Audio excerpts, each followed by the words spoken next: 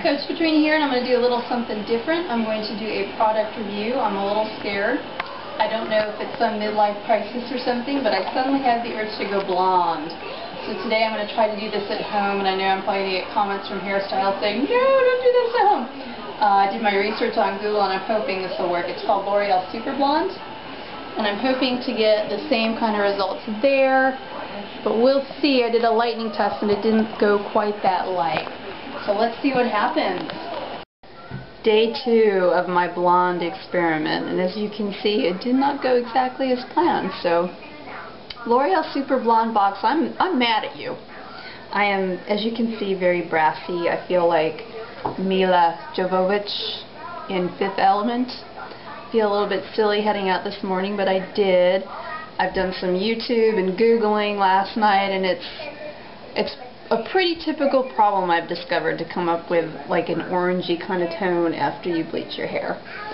I think the bleach from L'Oreal did it pretty gently because it doesn't feel fried to me, but I don't want to bleach it again for fear of like losing my hair, like frying it.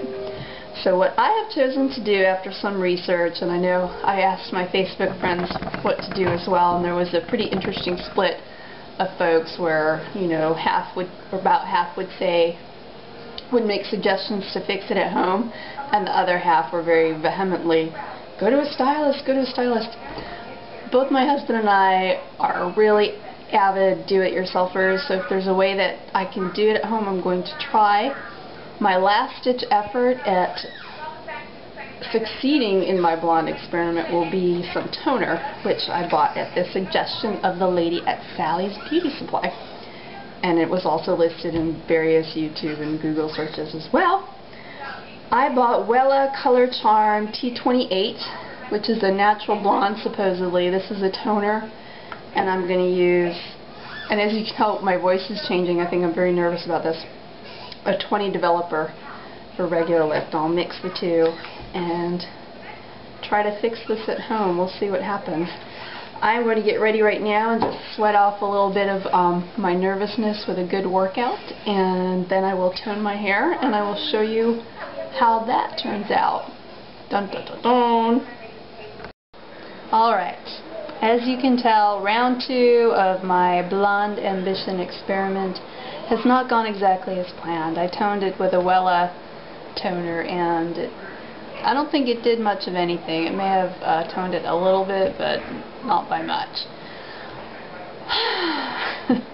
So before I wave the white flag, I'm going to give one last try, thanks to a super duper awesome friend who suggested this to me.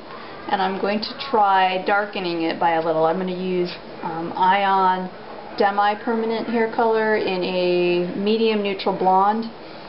They have a little swatch of hair at Sally's that I looked at, and it looks more like a very light brown to me, but I guess technically it's a medium neutral blonde, and hopefully this will get me looking less like that Joker killer out of Colorado, which one of my stepdaughters lovingly told me that I looked like when I first did this.